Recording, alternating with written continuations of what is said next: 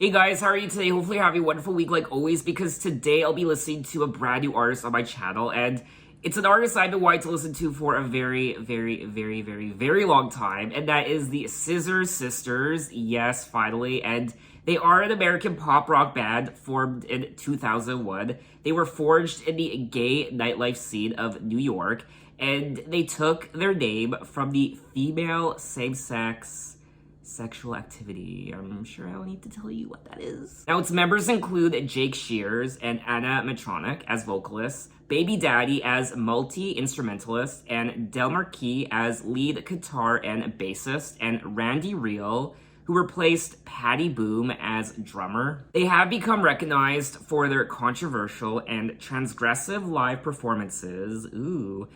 And they also collaborated with a number of other well-known pop musicians, such as Elton John and Kylie Minogue. I don't think I've ever heard a Scissor Sisters song in my entire life, but I have heard Jake Shears before. I remember listening to the Nervo song featuring Kylie Minogue and Nervo and Nile Rodgers called The Other Boys. When I went on my Kylie Minogue music video journey, I watched the music video for that song and heard that song for the first time. So I really don't know what I'm getting myself into. I don't know what to expect, but I imagine it's going to be a lot of fun. I will be listening to their self-titled debut album from 2004. In July of 2006, Attitude magazine named this album as the top gay album of all time. Well, I am looking at the track list for their debut album, and there are 11 tracks. The album is 43 minutes, and I don't recall hearing any of these songs before, but like always, if I start listening to a song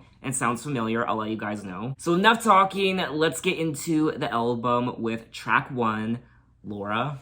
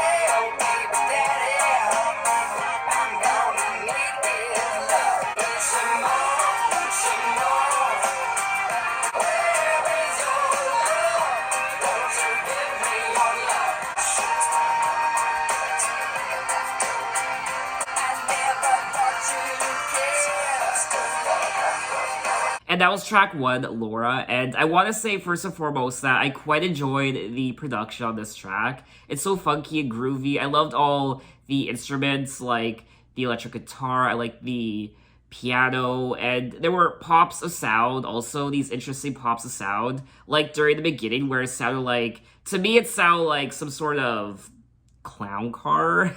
It was the part with the where is your love? Don't you give me your love? Don't you give me your Shimon, Shimon? Where is your love? Don't you give me your love? I never thought you cared. Seen enough stuff. Thought I got rough. Now I know it ain't so. I gotta live on my own. He's saying how he's got to give himself one more chance. Laura, can't you give me some time to be the man that I know I am? I don't know who this Laura is, and I really do want to know. But anyway, let's move on to track 2, Take Your Mama.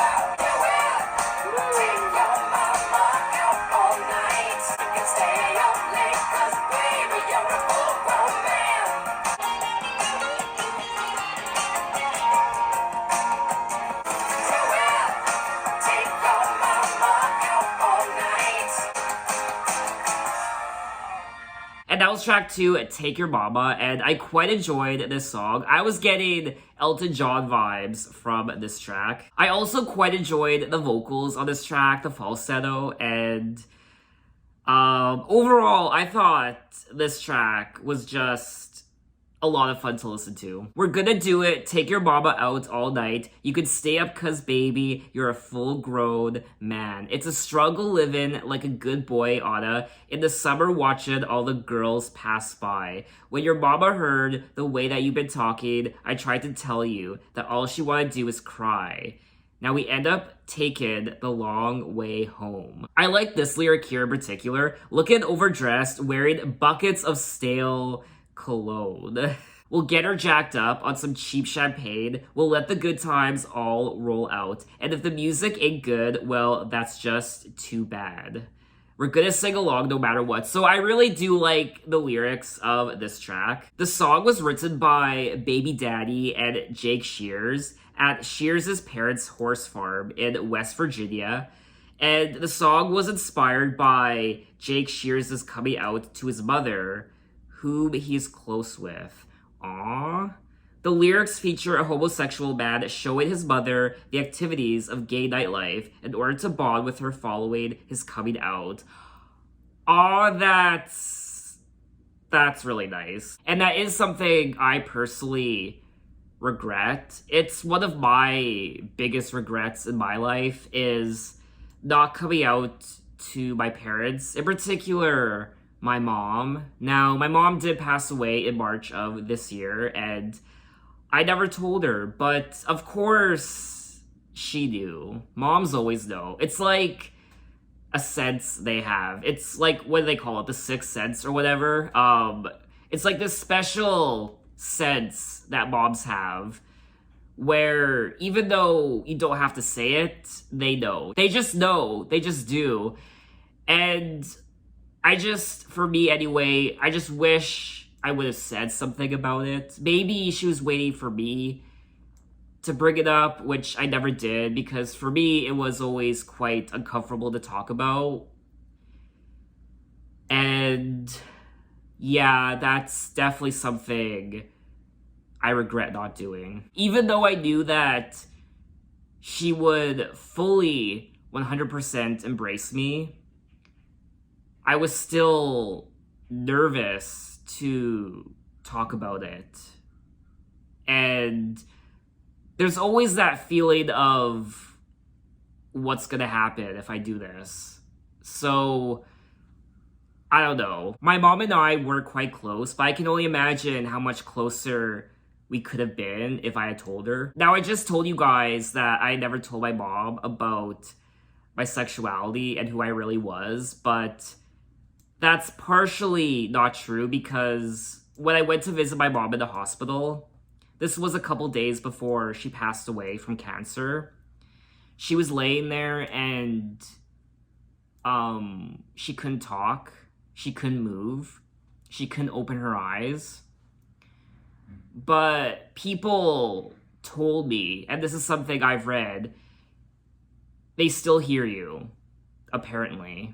So even though she couldn't move her body, she couldn't open her eyes, she couldn't speak, a part of me believes she could still hear me, and I sat beside her for a good half an hour to 45 minutes and told her my goodbyes, everything I needed to say, and one of the things I told her was my sexuality, and hopefully she heard that, and I am proud that at the end of the day, I still finally told her who I really was. Did I expect to talk about that when I sat down to record this video, listening to the Scissor Sisters and their debut album? No! Oh my god, okay. But anyway, let's move on to the third track, Comfortably Numb.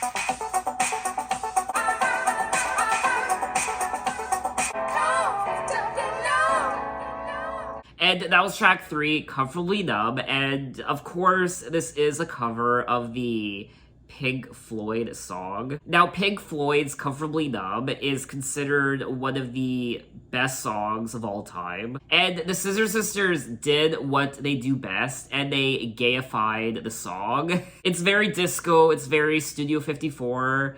I was getting Bee Gees vibes from it as well. I didn't know what to make of the cover initially because as I was listening to this track, I couldn't get Pink Floyd's version out of my head. And it was a little jarring at first to hear this sort of rendition for a song like Comfortably Numb, but it did grow on me about halfway through, and I did grow to like it. I really enjoyed the production. Of course, the vocals, once again, were great. So you know what? I think I would listen to this song again, but I am curious to know what Pink Floyd fans think of this cover.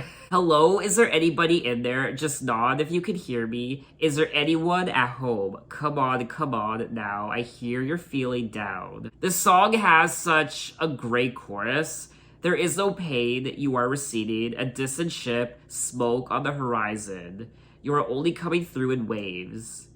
I have become comfortably numb. Now, the song was written by Roger Waters from Pink Floyd, and the song was inspired by an experience of being injected with tranquilizers for stomach cramps before a 1977 performance in Philadelphia. But anyway, let's move on to track 4, Mary. I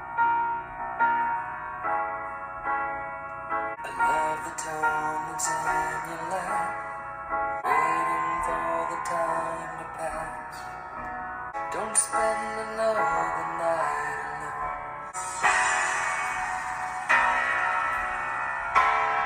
Mary, you shouldn't let it make you mad. I'm always gonna live to be your man.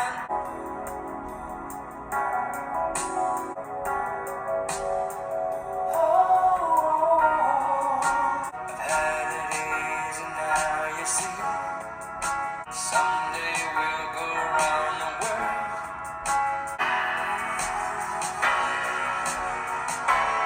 Mary, you shouldn't let it make you mad.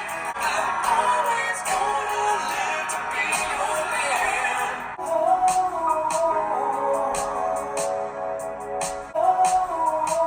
'Cause I'd give everything I have until that moment comes. I'll be here where I've always been. You are the best you can.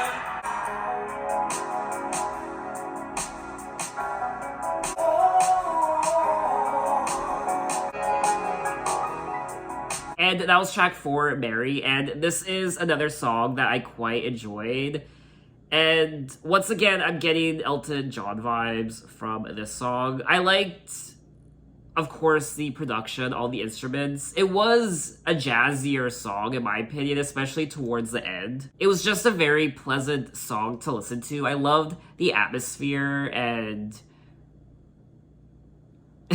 I just like how it made me feel. I believe in days ahead. Don't spend another night alone, cross and wishing you were dead. Mary, you shouldn't let him make you mad.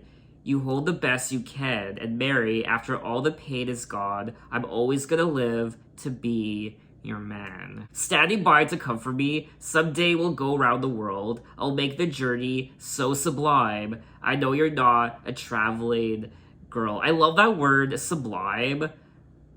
Honestly, one of my favorite words of all time, sublime. I don't know why I like that word so much. I will say I am a little shook when it comes to the lyrics on this album. I wasn't expecting them to be so emotional and powerful. Once again, I need to know who this song is about. Who is this Mary? Lead singer Jake Shears wrote Mary for his best friend, who later died in April of 2006 from a brain aneurysm. I particularly like the part where he says, "'Cause I give everything I have, forget all the things that bring me joy. If you could have one day, pure and simple happiness until that moment comes, I'll be here where I've always been." And this reminds me of a couple days after my mom died, and I posted something on my personal social media account about my mom passing away, and in that post I said how I would give everything I have. I would give every dollar I possess, everything I own. I would give it all up, all my dreams and aspirations in life. I would give it all up just for my mom to be here again. I would do it in a heartbeat. But anyway, let's move on to track 5, Lovers in the Backseat.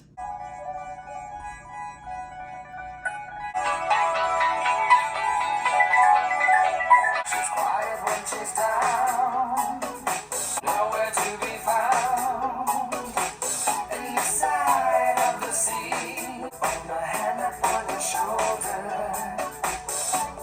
There's lovers in the backseat, in the shadows you can touch one another now. She's happy when she's proud, exuberant and loud. How much she needs tonight? Can you read my thoughts? There's lovers in the backseat, in the shadows you can touch one another now. Now just watch a show. Lovers in the backseat. And that was track 5, Lovers in the Backseat. And this is another good song on the album. It's not one of my favorites. And initially I didn't know what to make of it until I started reading the lyrics. And then I started getting quite intrigued by it. Would you like me to come over? There's lovers in the backseat, jealous glances. Now I'm looking for another song on the radio. I'll take you to a side street. In the shadows, you can touch one another now. And I'll just watch the show. She's happy when she's proud. Attention well-deserved. Exuberant and loud. A disguise. Can he know how much she needs him now? So it looks like he's driving around in his vehicle, and he has 2 people in the backseat of his vehicle, and he finds this dark, secluded place where the 2 lovers can now touch each other. I'll take you to a side street. In the shadows, you can touch one another now. I'll just watch the show. And I don't know, I mean, I could be reading too much into it, but I'm also getting Taxi vibes from this song. So I don't know, maybe he's a taxi driver, an Uber driver. He picks up these 2 people and they start making out and he watches them, dear God. And I'll just watch the show, and he's looking for another song on the radio, Jealous Glances. So yeah, and there's perhaps voyeurism with this guy watching them, and maybe he joins in. Honestly, I have no idea. It's kind of hot though. It is kind of hot, I won't lie. Definitely the sexiest song on the album so far. And you know what? I would listen to it again because it is quite wild and hot. But anyway, let's move on to track 6, Tits on the Radio. Alrighty.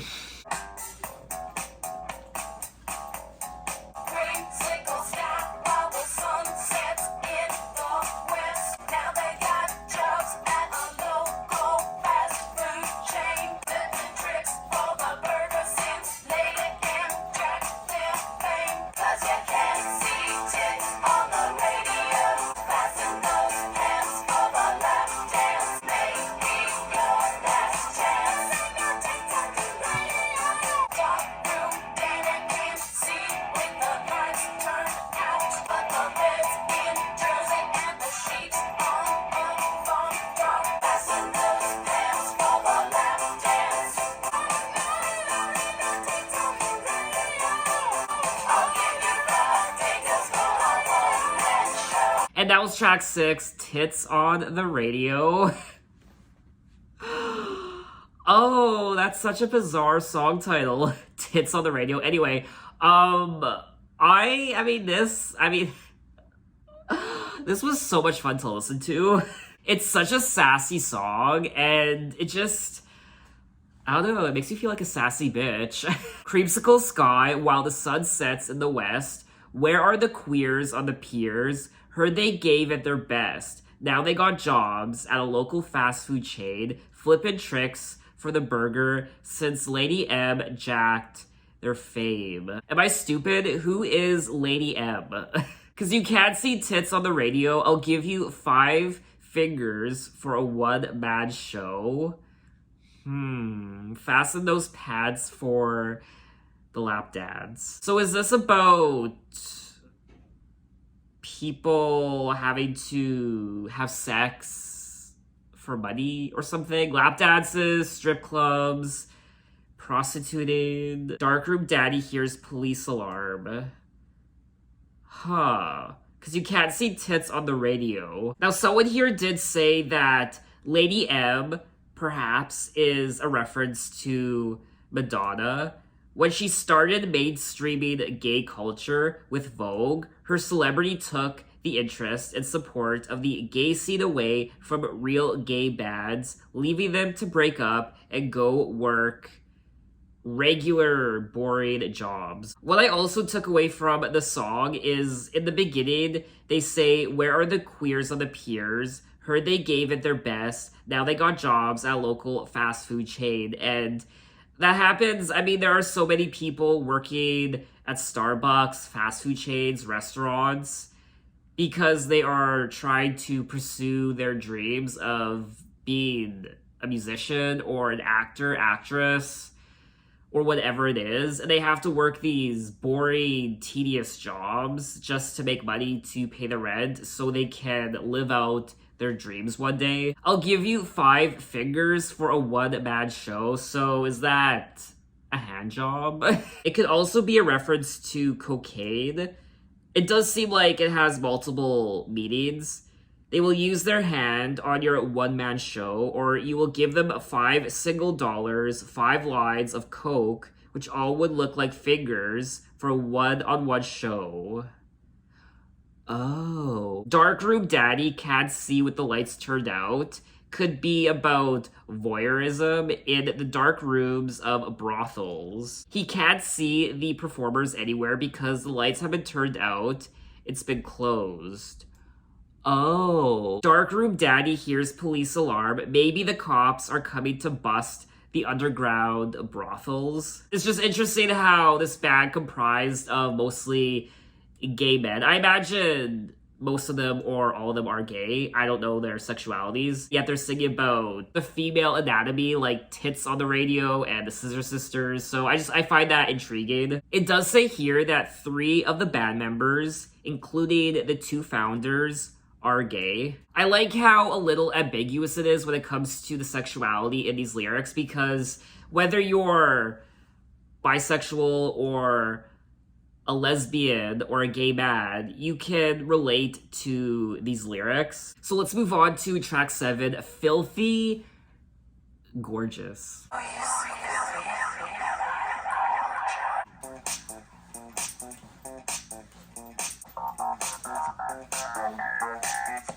Walking down the street and a man tries to get your business.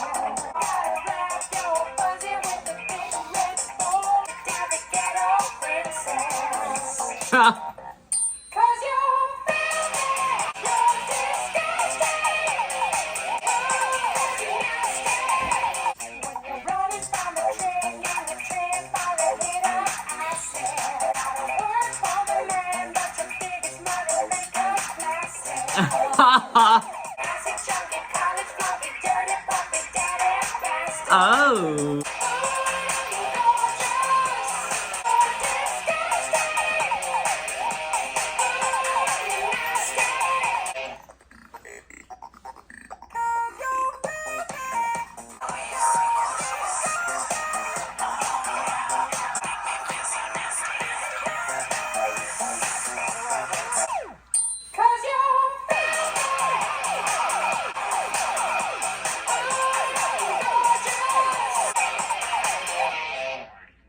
And that was track 7, Filthy Gorgeous. And I feel filthy after listening to that song. I feel a little trashy and slutty, and I need to take a shower. But you know what?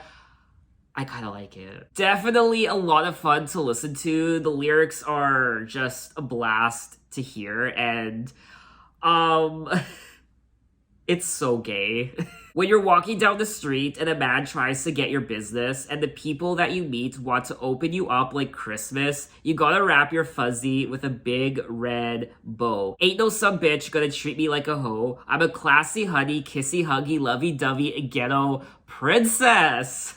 They should have named that the title of the song. Classy honey, kissy huggy, lovey-dovey ghetto princess. You're filthy, and I'm gorgeous. You're disgusting, and you're nasty, and you can grab me. Ooh, cause you're nasty. You gotta work for the man, but your biggest moneymaker's flaccid. You're an acid junkie, college flunky, dirty puppy daddy bastard. Dear God, is this Grindr? I mean, if Grindr had a theme song, it would be this. There are 2 versions of the music video for this song, and I can only imagine what the music video for this song would look like. I mean, if you ever want to feel like a hoe for a night, go listen to this song. But anyway, let's move on to track 8. Music is the Victim.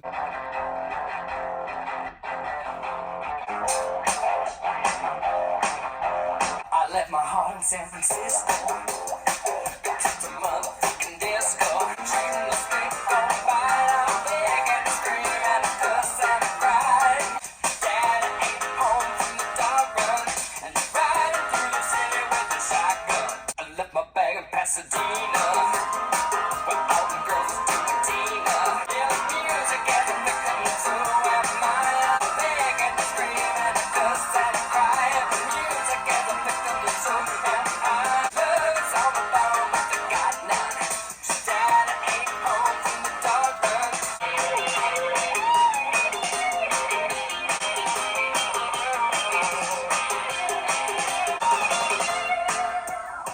I left my man in Houston, Texas.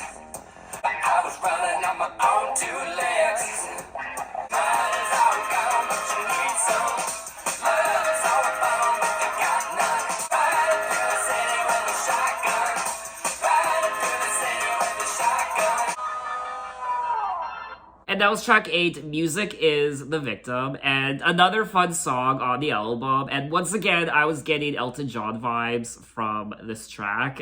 I left my heart in San Francisco. It's at the motherfucking disco. The people there were dancing on it. Hell, if music is a victim, then so am I. A lovin' and a cheating, the snake gonna bite. I'll beg and scream and cuss and cry. Music is a victim, then so am I. I also like this part here. Money's all gone, but you need some. Lovers on the phone, but they got none. Daddy ain't home from the dog run, and you're riding through the city with a shotgun. Now, someone here did say that they think the song is about one partner being promiscuous in a monogamous relationship. He also sings about Tina, which is code for crystal meth, and chronic marijuana laced with cocaine. So another song that is quite filthy, just like the other track, track 7. And another song that reminds me of Grindr, because Grindr is quite filthy. But let's move on to track 9, Better Luck Next Time.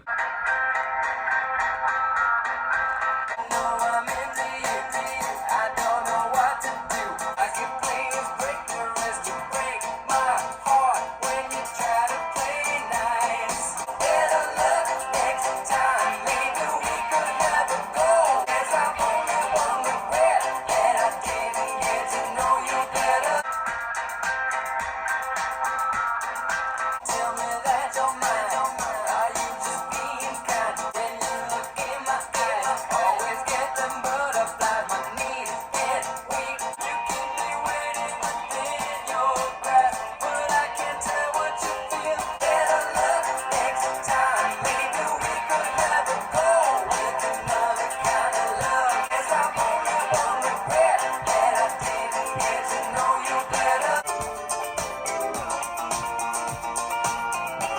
that was track 9, Better Luck Next Time. And initially, I wasn't the biggest fan of this song, but then towards the end, it really did grow on me. I think the chorus is quite catchy. Can I also point out the guitar on this album, the electric guitars, just the guitar riffs in general?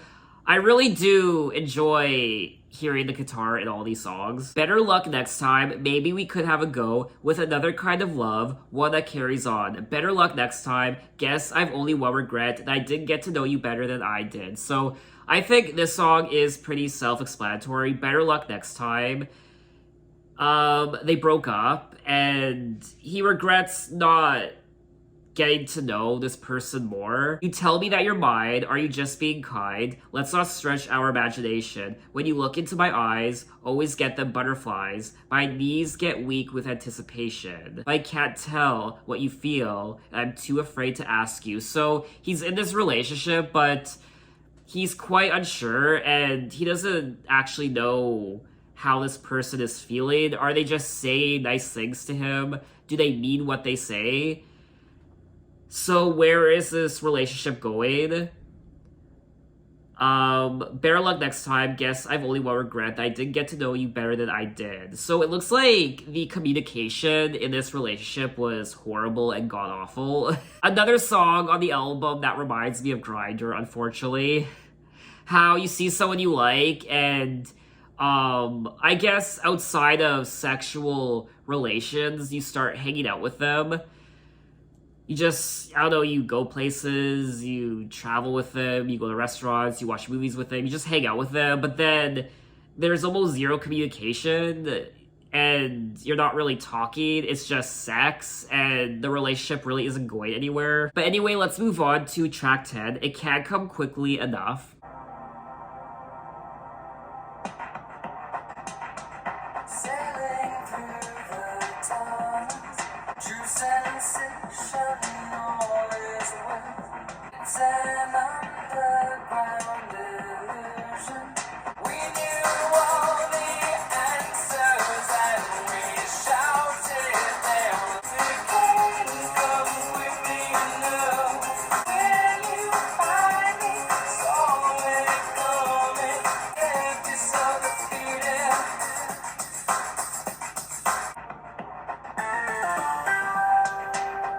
Keeping me from finding you. Of us left to navigate and defend, jerking you from side to side. You can't come with me now. Will you find me? Saw it coming, passed you by. You can't come with me now. Empty so defeated. You can't come with me now.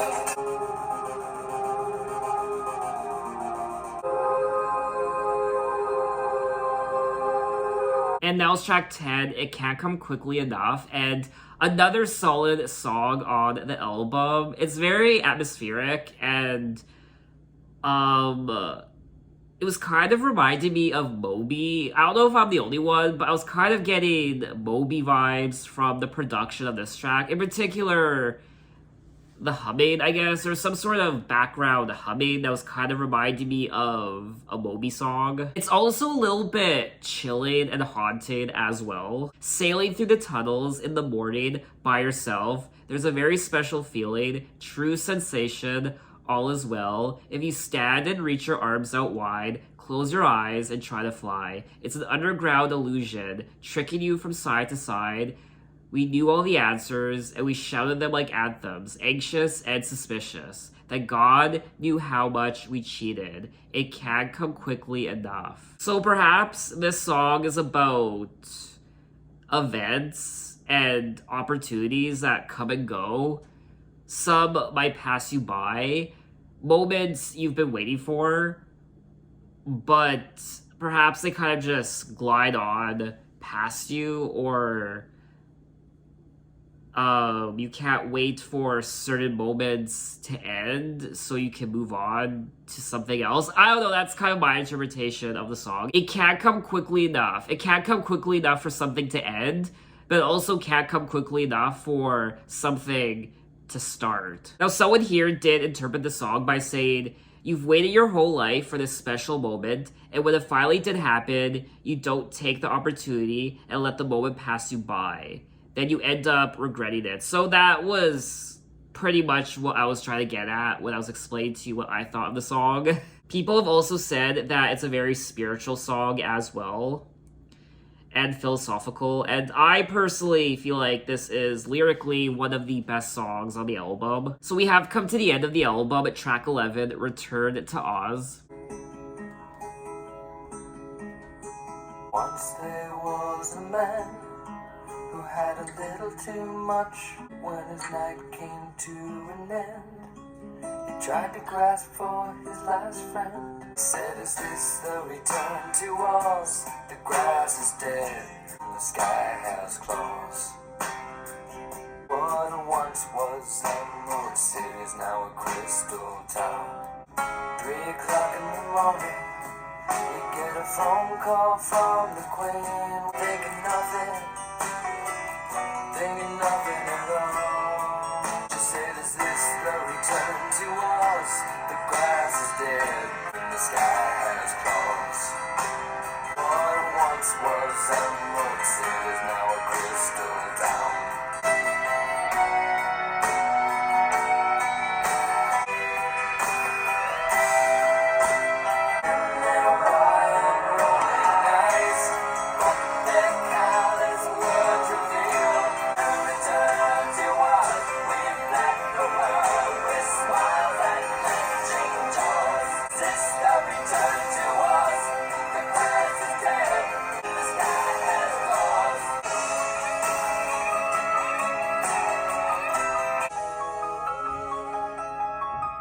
And that was track 11, Return to Oz. And you know what? This has to be one of my favorite tracks from the album.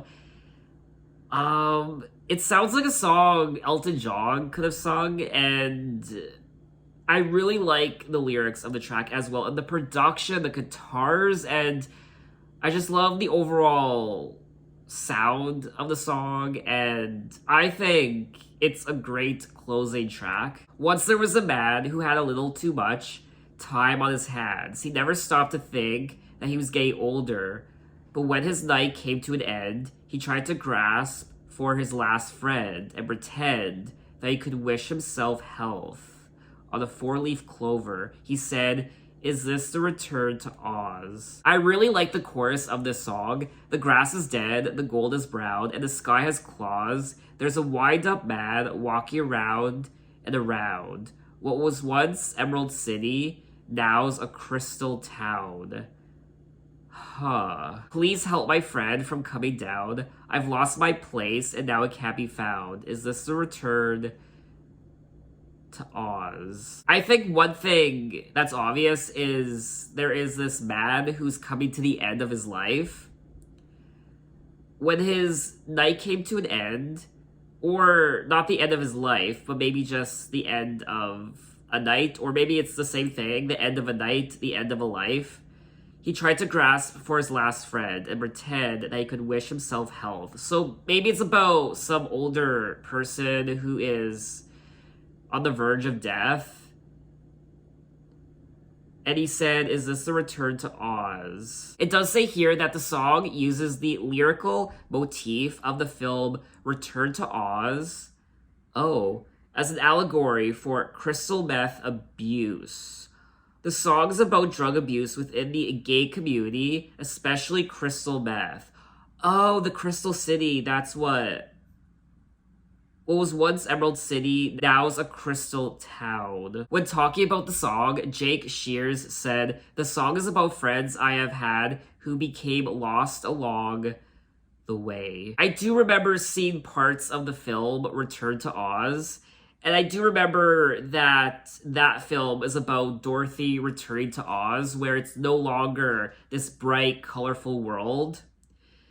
The yellow brick road is desecrated, gold is brown, and the Emerald City is collapsing in ruin. Oh, this is a very dark song, and it's still one of my favorite songs from the album. It's about death and decay and drugs and loss, and I like the juxtaposition of that with the idea of Oz, the Wizard of Oz, colorful emerald green, bright yellow, beauty and blue skies. So that was all 11 tracks of Scissor Sisters' debut album from 2004, and I was highly impressed with this album. I wasn't bored for a single moment, and it is a very cohesive album. I enjoyed all the tracks. Obviously, there are songs I enjoy more than others, but there wasn't a single song on this album that I completely disliked. I quite enjoyed the production, the, I guess, pop rock, but also mixed with electronica and the electric guitar and other instruments like the piano and the guitar riffs, and it's wonderful. The production on this album is great to listen to. It's also quite atmospheric at times and moody and dark even. I like the several emotions that I was experiencing on this album. I like the transitions between part 1 of the album into the middle part, and then the middle part into the last part of the album. Lyrically, the album is also quite strong and powerful and meaningful. He sings about, or I should say, I guess, they sing about coming out and sexuality and loss and death as well, which also plays a big factor on this album, but also the sleazy side, the sexy side of the album, which takes place in the middle, with tracks like Lovers in the Backseat, Tits on the Radio, Filthy, Gorgeous, and Music is the Victim. Definitely a dirty, filthy album, but at the same time, it has a lot of heart and meaning as well. A lot of powerful lyrics to listen to and read. I wasn't expecting the lyrics on this album to go as deep as they did with the themes and stories they were singing about. And on the flip side, I also wasn't expecting the raunchiness of some of these lyrics, and it was a lot of fun to read. I also liked the vocals on this album. I liked the falsetto, and he has great vocals, I will say. I enjoyed listening to his voice. And overall, I mean, I liked everything about this album. The production, the vocals, and the lyrics. So I think this was a great debut album. And it helps that it's a very gay album. What I also find interesting about this album is I kept forgetting that this album was released in 2004. It doesn't sound like an album from 2004. There is something quite vintage about it and retro. I will definitely be going back to quite a few of these songs again. So I think that's all I have to say on the album. What did you guys think of it, and what are your impressions? And I know there's something I'm missing. There's just that one thing that I forgot to say. It always happens. When I turn off the button and I stop recording, I usually all of a sudden remember something that I should have said, but I think I said everything I needed to. So in my next Scissor Sisters video, we will be moving on to their second studio album from 2006 called Ta-Da. Ta-Da! So look out for that video next time, and thanks for watching, guys. You can find me on Instagram, you can find me on Twitter, you can message me, you can say, hey, how are you? And I'll see you next time. Take care.